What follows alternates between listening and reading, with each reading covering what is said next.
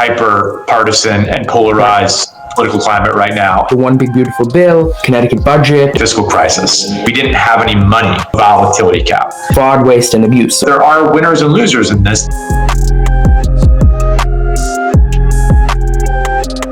Hello and what's up, political peeps? Per usual, I'm your host, Arav Kapoor, and today I am joined by the Democratic Comptroller from the state of Connecticut, Mr. Sean Scanlon. Welcome to the GeoPolitical. Good to be on. Yeah, I'm thrilled to have you on. We met a few weeks ago at a Democratic Town Committee event, and today we're going to be breaking down what exactly you do as the Comptroller of Connecticut. Not everybody knows what you do, your career, some federal legislation, Connecticut budget stuff, all that jazz. So to start, you originally, once you graduated college, worked in the public policy realm. Then you ran for office in 2014, and you represented the 98th District of Connecticut in the Connecticut House of Representatives. That's Branford, Guilford, etc. And you did a lot of work there. In your second term, you were the chairman of the Insurance Committee in the House. Talk to me about getting started in public policy and what your inspiration is.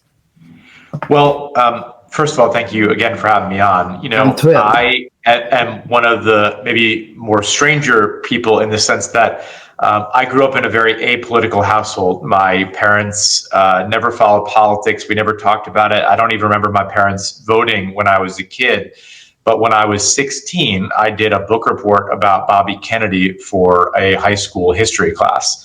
And for whatever reason, this book report changed my life, as kind of corny as that may sound, because it opened my eyes to the idea of public service. My dad was a cop, my grandfather was a firefighter, so my family has been into public service, but public service via politics was something that I didn't really know a ton about, right? That you could have a job where you can go and try to solve problems and help people and do some things that I really was interested in. So I tried to learn as much as I could about politics and public service after that and government. I studied it in college. And as you mentioned, I came back to Connecticut after going to Boston College and immediately just tried to get involved. And after working as an aide to Senator Murphy for a few years, I ran for a state rep when I was 27. I got elected. I was the youngest member of the state legislature at the time. And I really just tried to dive in of solving problems that I thought were either personally important to my constituents, because I'd heard about that from when I was campaigning, or they were of personal interest to me, right? Healthcare has always been the thing that I am the most passionate about, because my family has had a lot of problems with it throughout my time here on Earth. And it's a common problem that people have, right? Our healthcare system is pretty broken and pretty frustrating to most people, regardless of who you are, where you're from, and all that kind of stuff. So I tried to get involved very early. I ran at an early age, and I joined the legislature and spent 8 years there just trying to make as much progress as I could on the issues both I cared about and the issues I was hearing about from my constituents. Yeah, two important things there that I want to talk about quickly. Well, yes, health insurance is an important topic to all people. You worked on that. You were on the chair of the committee, like I mentioned before. And then now you do a lot of work with benefits and health insurance as the comptroller, which we'll talk about in a minute. Another important point, a lot of what I do, I center around, getting young people involved in politics, because most of the people serving, whether it be in DC or even in local and state politics, are pretty old. And we've talked about it before. You're the youngest comptroller to serve here in Connecticut. You were the youngest member of the state legislature. And I was going to talk about this later, but it's really important, so I'll put it on the front end of the interview. What do you say to people like me who are young, want to get involved in policy and politics, and are inspired by fellow young people like yourself? Do it, right? I mean, that's the biggest thing, right? It's just, you just got to do it. And there will be people along the way that will tell you you're not old enough, you don't have as much experience, you have to wait your turn. I've always benefited in my life by just doing it, right? And, like I said, I got elected to the state legislature at 27. And the only reason I got elected was because I knocked on 6,000 doors. And I went out every single day from April 21st of 2014. I'll never forget the day. I had a clipboard, I had some literature, and I literally picked a random street in Guilford, Valley Shore Drive, I'll never forget, and I just started knocking on doors. And I did it every single day from April 21st until election day that year. And I got elected because I put the work in. So my advice to young people is, you will be underestimated and people will tell you that it's not your turn. But if you put the actual work in and prove to people that you care about this and that you take it seriously and that you're willing to do the things that maybe they think that your generation is not willing to do, you can and will win these elections. And what I'd also say is, if you don't win, it's not the end of the world. I thought that if I lost that election, my life would be over, right? I was so worried that, I wasn't going to win. And then that was my big thing I wanted to do. My dream was to be the state rep for my hometown. And if it didn't work out, I wasn't really sure what I was going to do with my life. I know a lot of young people feel that way too. Losing is not the end of the world in politics. There's a famous Winston Churchill quote that says, success is not final and failure is not fatal. And those two things are so true. And so what I would tell people is, do it. If you see an opening, throw your hat in the ring and put the work in, and you can and will win. But if you don't win, don't think that politics is not for you. You can keep trying. You can find other opportunities. The best thing about politics is that there's always another election. And so, whether you maybe take some time to go back to school or you take some time to build up yourself in whatever community you live in, losing is not the end of the world. And but you never win if you don't actually just do it. And that's why I say you should just do it.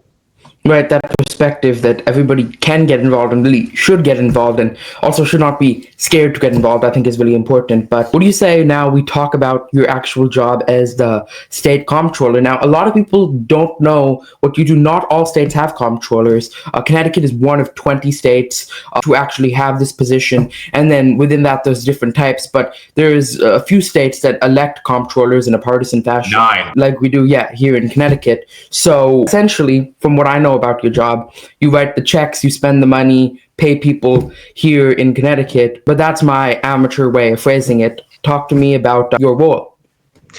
Well, myself and the state treasurer, Eric Russell, who is another fellow young guy who you should have on your podcast and a great friend of mine, we're the 2 youngest people ever elected to statewide office, and he is doing an incredible job as the treasurer. Amazing. He and I together are like the chief financial officers of the state. Where we do different things, but we sort of have a role that people might understand if you hear the term CFO, right? I pay all the bills, as you say. We do all of the benefits. We do auditing of the state budget. We put out reports and do different things that deal with the finances. And at the end of the day, I'm also the chief fiscal watchdog of the state, right? So always trying to make sure that the taxpayer is getting a good deal, trying to save money wherever we can in different parts of state government. And really using my platform to draw attention to things that I think are not great for the state. So, for example, I know you referenced it, we might talk about it, things that happen in Washington, right? That the president just does, that Congress does. We put out reports to show the people of Connecticut what the impact would be on them. Again, as that watchdog trying to look out for folks. And while there are only 9 elected comptrollers in the country, every state is a little bit different of what they do. My friend Brooke Lerman, who's the comptroller in Maryland, she collects all the taxes for the state. I don't do anything about that, right? There are other comptrollers who do different functions. That's quite different. I'm the only one that does the healthcare for 250,000 people, for example. So it's not an easy position to understand, but at the end of the day, what I want the people of Connecticut to understand is that I'm looking out for them. I'm their watchdog. We're doing everything we can to kind of keep Connecticut's fiscal progress going in the right direction. But I'm also focused on how to make people's family fiscal progress go in the right direction by making the state more affordable. And I think I try to balance those 2 roles each and every day. Right. It's really interesting. It's like somewhere in between, like, I guess, like an accounts payable manager and a CFO, like you were talking about.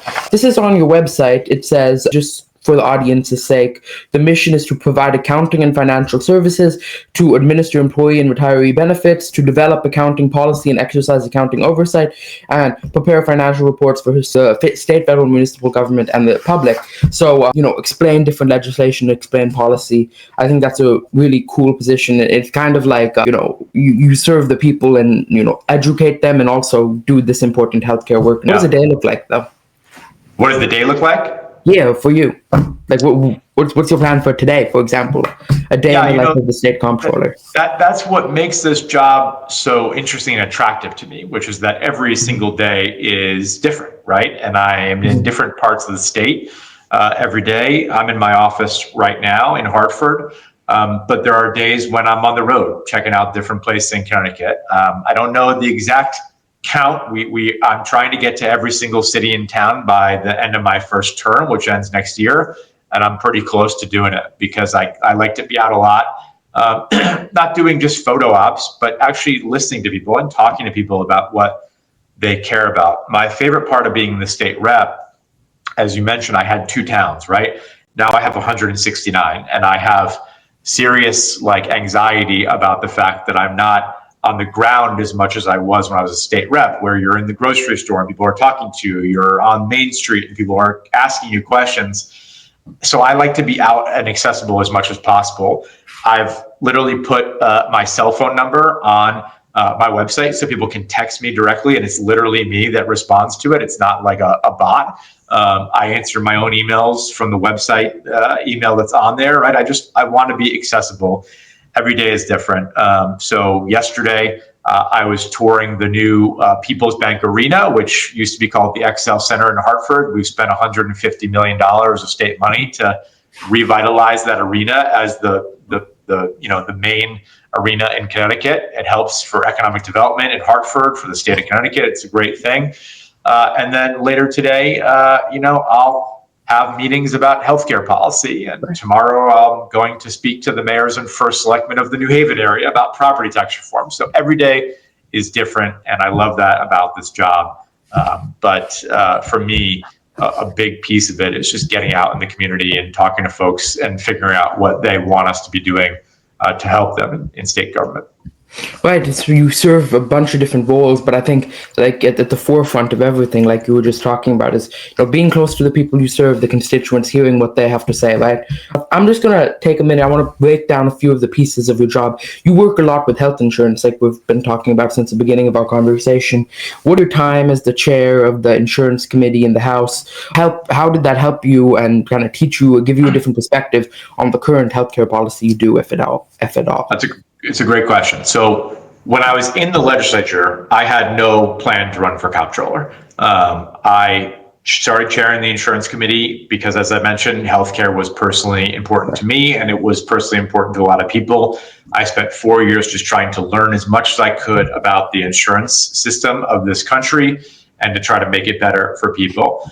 In my last term, which we might get to in a second, I chaired the finance committee, which is one half of the legislative body that writes the budget, the state budget, $25 billion state budget every 2 years. So with that experience of having done the healthcare committee and then the budget committee, when the comptroller position opened, people said, hey, I think you ought to think about this, right? Because you do 2 of the major things that the comptroller does. So that's why I ended up running for comptroller.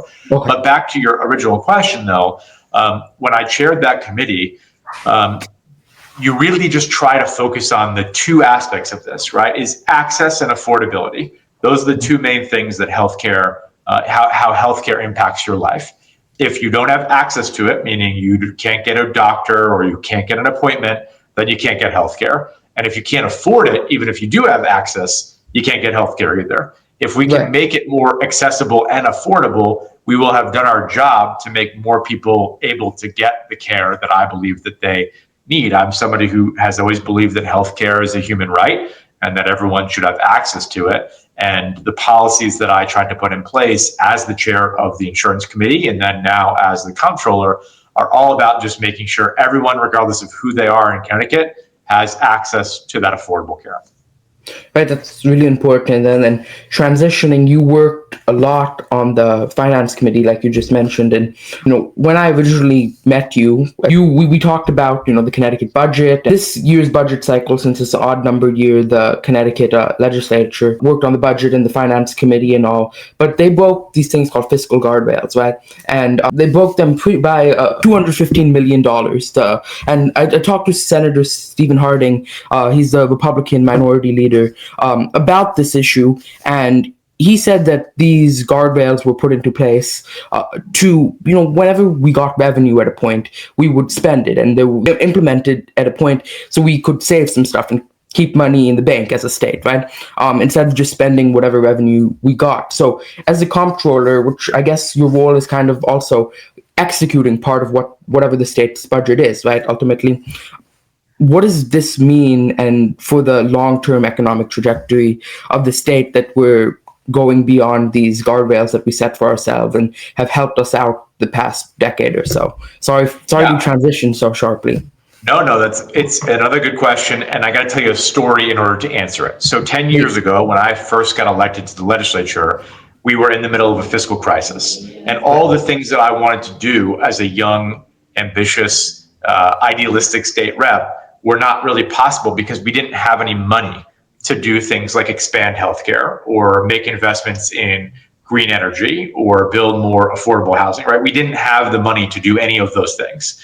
And so in 2017, in my second term, we had the rock bottom of that crisis. We had a huge budget deficit and we couldn't figure out how to balance the budget. And in October of 2017, we did something that had not been done in a very, very long time, which is that we passed a bipartisan budget that Democrats and Republicans supported that instituted the fiscal guardrails that you're talking about. Now, fiscal guardrails get a lot of attention, but most people don't really know what they are. So I'm going to break them down really quickly for you. One of them is a spending cap. Pretty obvious, right? You don't spend more money than you're taking in, right? We have a bonding cap, meaning we don't put as much things on the state's credit card as we used to, right? We limit ourselves to do that. But the most important fiscal guardrail is also the one that people least understand, and it's called the volatility cap. And the basic principle of this, Arav, is that Connecticut is very reliant on the revenue, meaning the tax money we get from people who live down by you in Fairfield County, but work in Manhattan. And the problem with that tax revenue is because Wall Street and the markets are very volatile, the revenue collection goes like this. If the market is taking a downturn, then our tax collection takes a downturn. If the market is doing well, it goes accordingly in the right direction. And why the volatility cap is the most important thing is because it basically says we're going to take all of that really volatile revenue that made it very hard for us to accurately balance our budget, and we're going to set it aside and we're only going to use it for two things. And those two things are, number one, we're going to build up our rainy day fund, which at the time of that passage of the budget had never, ever in its history of Connecticut exceeded $200 million. And when the rainy day fund is full, which had never happened in the history of the state, we're going to start paying down our massive pension debt, which at the time was about $40 billion of pension debt, right? So volatility cap, guardrails go in place in 2017. What has happened since then in the last 8 years? 8 consecutive years of ending our fiscal year with a surplus. Again, because we're not riding that volatility roller coaster. We have built up a rainy day fund of $4 billion. So again, started at $200 million, now it's at $4 billion. It's never happened before, and it's literally at the cap. It's constitutionally capped at 20% of our budget. And the debt we've paid down because of that constitutional cap means we paid off, as of this month, $10 billion of that $40 billion of pension. So by all those different markers, we are in a better position than we were 10 years ago. But to bring it all back home, why this is a topic of debate right now is because people, now that we're not in fiscal crisis anymore, people are saying, are we saving too much money and setting aside too much money and not meeting the moment of the needs of the people of Connecticut? Or do we have the wrong balance? And the one area where I think that they're somewhat onto something is the volatility cap. And the reason for that, Arav, is because the volatility cap was based on a wrong number in my mind, which was that instead of doing a 5 or 10 year average, as you would think would be a little bit more fiscally sound, right? Is don't just look at 1 year and say, oh, that must be representative. No, you have to look at an average of time to get a right number. They didn't do that in 2017. They picked 1 year. And it turned out that that 1 year was not super representative of true volatility. And so I have talked to the governor about this. I've worked with Pew, which is a very respected, nonpartisan, fiscal think tank. And I think moving to a 10-year average would be really, really good going forward when these guardrails are up for reauthorization again in a few years. Because if we did that, we could still save for rainy days and we could still pay down a ton of debt.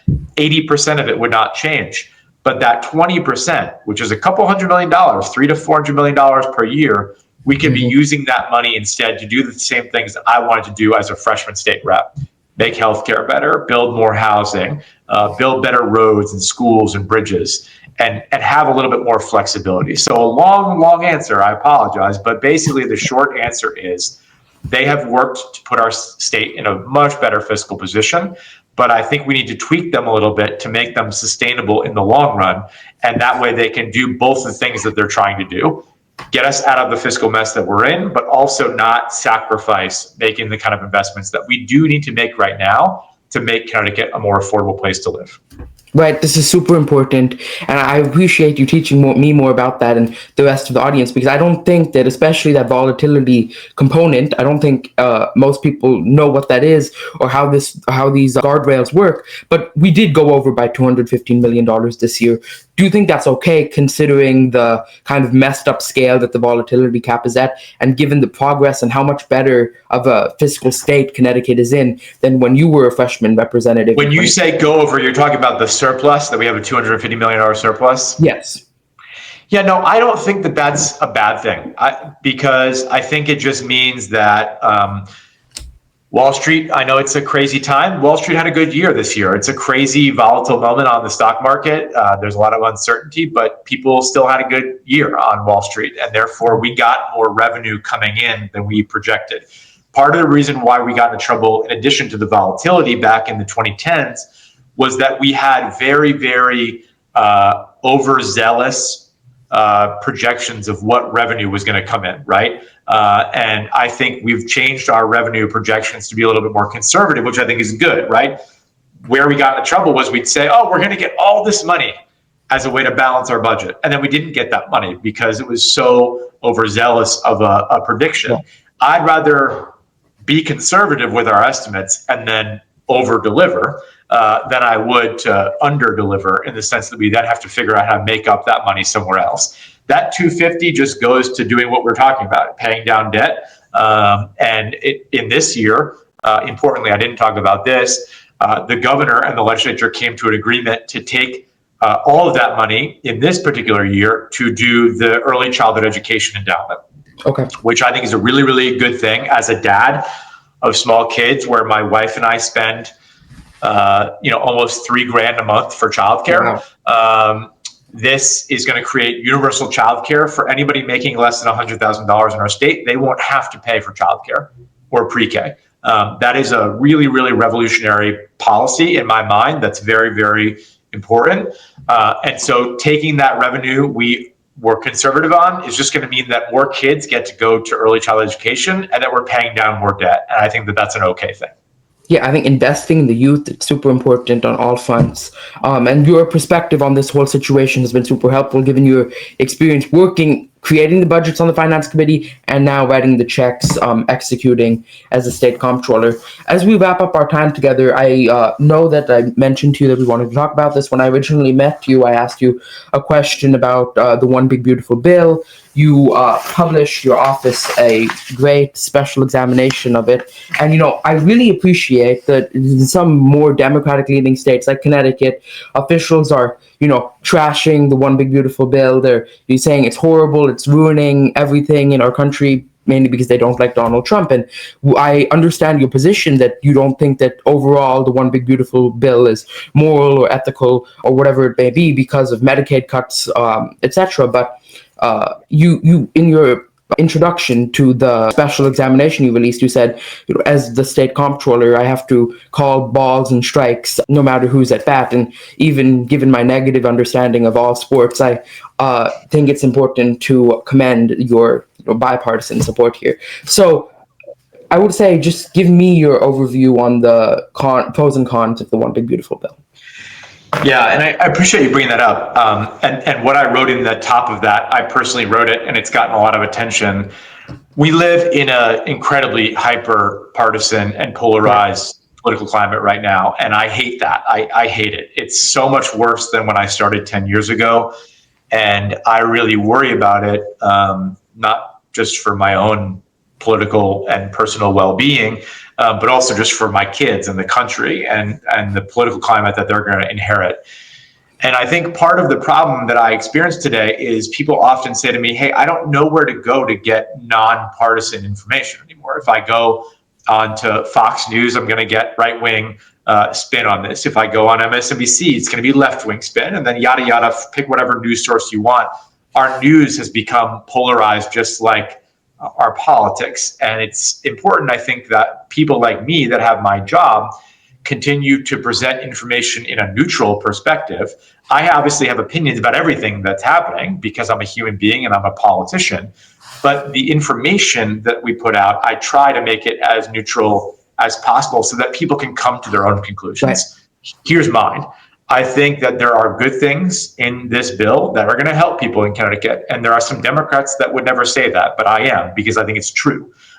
There are some tax changes like the SALT change that are going to help people in Fairfield County be able to afford state and local property taxes. If you're a person making tips as a bartender to pay your way through college, you're going to benefit from the One Big Beautiful Bill. If you earn overtime, you're going to benefit from the One Big Beautiful Bill.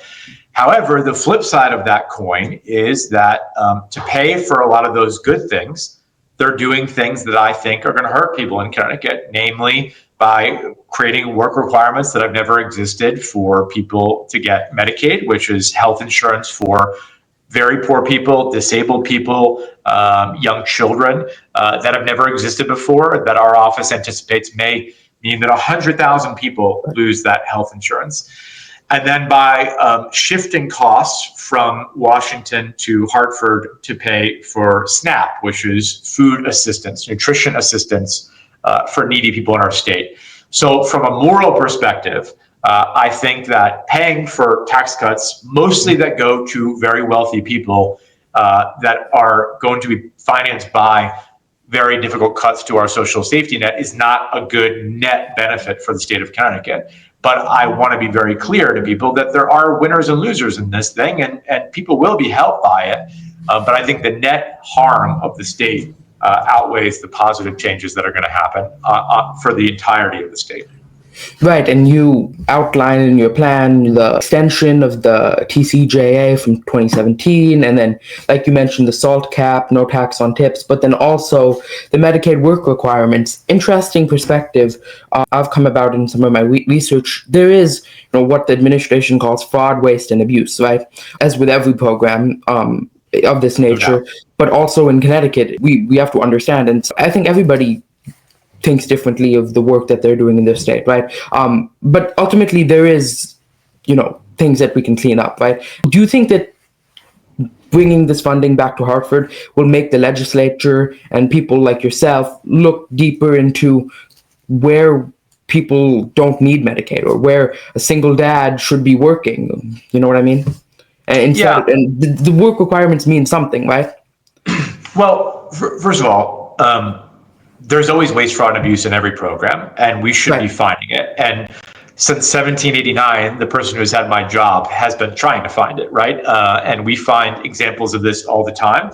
And the auditors, which is one Democrat, one Republican, put out every month reports about what we can do to be more efficient with government. So, there's nobody that's going to tell you or should tell you that we can't find waste, fraud, and abuse, and that we shouldn't be focused on that, because we should be. On Medicaid, though, I think it's important to recognize that 80% of the people in Connecticut on Husky right now have some form of employment. So this is not so much of a problem where there's just hundreds of thousands of people that are not working, just hanging out and getting this benefit. That's sort of a myth that's out there. 80% of them are working.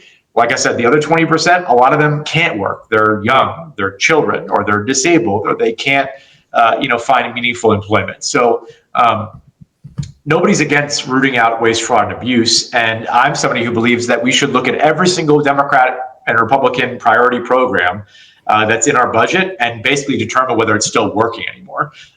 That's not a popular opinion at the Capitol, but it's my opinion, right? We should be making sure everything we do still works. It's what I do at my house, right? If my wife and I are trying to save some money, we look at everything we spend money on and we say, do we really need Hulu this month? Do we really need to go out to dinner 5 times, right? Although that is what a normal household does, right? When they try to save money. We have been a little bit beneficial in Connecticut of the fact that we've gotten our finances in order and we haven't been looking under the couch cushions as much. But I think you should be doing that even in good times when the budget is doing good, because that's how you make a more efficient government. But do I think that this bill is going to do that? No, I think it's going to needlessly kick a lot of people off of insurance because it's hard for them to access government, right? My parents got divorced when I was 6. My mom ran a small business. My mom didn't have time at the end of the day to do anything. She was exhausted. She worked, really hard during the day. She's trying to put food on the table, get me. She didn't understand government. She would have no idea how to prove that she was working or go onto some website or put documents up there, let alone did she have a computer? Does she have the ability to do it? So all of this is to say, I'm all for working with the president or anybody on cutting down on waste, fraud, and abuse, but I don't think this is the best way to do it. Right. I mean, it's important to consider everything when it comes to this, and the position of your mom, that angle. And actually, when I was researching for our interview, I was going to joke, if you like spending money, become the comptroller. But I thought about it. A lot of what you do is saving money. So I saved that joke. Now, as we wrap up, my last question for you, we already talked about the youth angle, but your term expires next in 2027 at the beginning of the year. I read a headline that said you were thinking about running for governor, but I'll ask you about that. I'll let you explain what are your plans for the office of comptroller, your goals, and your personal goals as well. Are you going to run again next year? Yeah, I'm planning to. I haven't formally filed my paperwork and, haven't formally done that, but my intention is to run for re-election. I haven't filed, though, because the governor has not made his decision yet of whether he's going to run or not. And I have been pretty open and candid with the fact that if he didn't do it, I would strongly consider running for governor. I think there's no job in state government, or frankly, any government, where you can do more good each and every day on the things that you care about than to be the governor of a state. I would never want to run for Congress. I love our congressional delegation, God bless them. But the idea to go down to Washington and yell at people and not get anything done is not appealing at all to me. Governors can move the needle every single day and get stuff done. And it is, of course, a job that I would one day want to have. But I really like the governor. I think he's doing a great job. I hope he runs again, and I am pretty confident he is going to run again. And so once he makes his final decision, I'll make mine. But my intention is to run again. I love the job that I currently have. I get to do a lot of really cool stuff. It has a lot of different, as you talked about, responsibilities and roles every day that make my life interesting. And I really like it so far. But one day down the road, we'll see what happens when it comes to governor. Right, and you've certainly done a great job. Good to know that we won't have any dramatic primary elections, though. Knock on wood. We'll see. But listen, Arav, I just want to say as we wrap up, thank you for, you stood up and asked me a question and said you had a podcast, and I said, can I come on your podcast? And you kept me to that. But I'm somebody who, like I said at the beginning, I got involved in politics when I was 16 because I wanted to change the world, and I still want to change the world, and I'm still idealistic. But I know that for a lot of people in your generation, when you look at what's happening in politics, they're so turned off by it because they see government not solving big problems that they think are important, like climate, right? Or like human rights across the world. And it's very easy, I think, today to look at politics and say, man, that's not for me. Like, they don't get anything done. That's not the way. I truly believe that it is still the way. And I really believe that getting involved locally is the best antidote to what you're frustrated about globally. I want to solve these global problems. And I know that the GeoPolitical is the name of your show. But local politics is the best entry point to solving some of these problems too. And thinking locally is a way to be global in a way. And local politics is probably the best entree point for young people too, right? Running for the local RTM or the school board, and then maybe state rep, and then from there, something else is a great progression that you get to learn things and then move up with skills that you have. But at the end of the day, my message to the people who watch the show and to you and your friends is now more than ever, we need young people to get involved in politics and public service. Don't be turned off by the shit show that is Washington and global politics, because we need people to get involved in this and try to make the world a better place. And if it's not your generation, who's going to do it? Right. Woo. Next in line, you, me, young people. I appreciate your kind words. Thank you so much for joining the show today. Anything else to add? Thank you for what you're doing, Arav. Look forward to watching your career and maybe coming back on sometime. Yeah, definitely. And political peeps, this was the Democratic Comptroller from the state of Connecticut, Mr. Sean Scanlon. Peace out. Have a great day, Mr. Scanlon. Thank you.